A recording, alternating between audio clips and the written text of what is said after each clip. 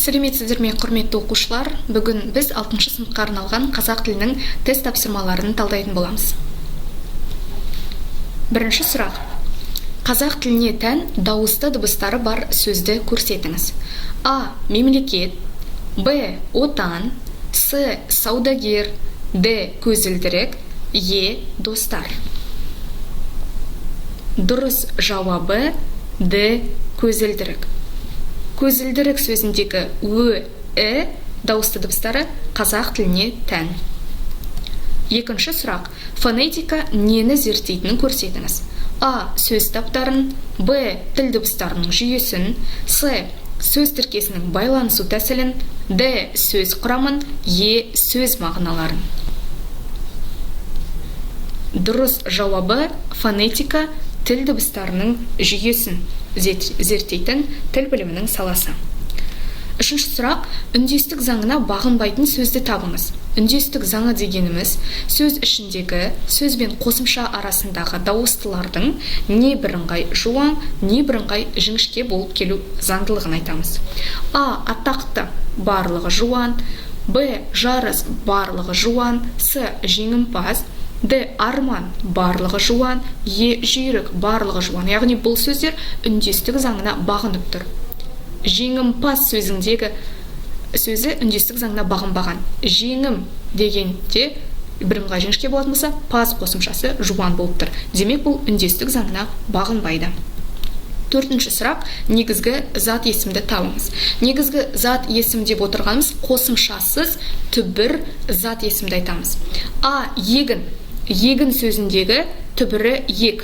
Яғни бұл туынды зат есім. Балықшы дегенде түбірі балық. Ол туынды зат есім. Әке. Д. Кітапхана. Кітапхана дегенде кітап түбірі кітапхана десек ол туынды болып кетеді. Бұрғы сөзінде бұр түбірі. Бұрғы деген туынды. Демек жауабы С. Әке ол негізгі зат есім. Бесінші сұрақ. Барыс септігіндегі сөзді табыңыз. Барыс септігі кімге, неге деген сұрақтарға жауап береді. А. Дәрігерге. Б. Сатушы. С. Аспаз. Д. Заңгерлер. Е. Мұғалім.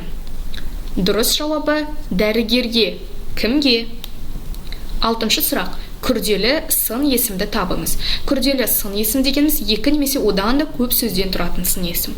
А. Жақсырақ бір ғана сөзден тұрған. Б. Қызғылт бір сөзден. С. Көгілдір бір сөзден. Д. Биіктеу. Яғни бұлар дара сын есімге жатады. Дұрыс жауабы Е. Топ-тонық.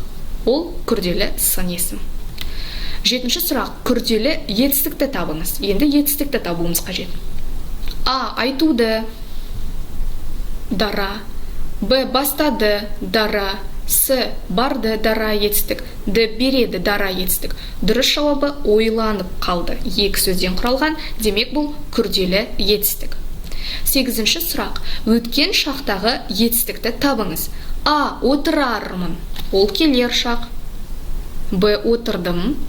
Оны қоя тұрайық. С. Отырмассың. Келер шақ. Отырмын. Осы шақ. Е. Отырарсың. Келер шақ. Демек өткен шақтағы етістік отырдым. Өтіп кеткен іс-әрекетті білдіреді. Тоғызыншы сұрақ. Етістіктің шағы қанша түрге бөлінетінін белгілеңіз. А. 3. Б. 9. С. 2. Д. 8. Е. 7. Дұрыс жауабы 3. Етістіктің шағы 3-ке бөлінеді.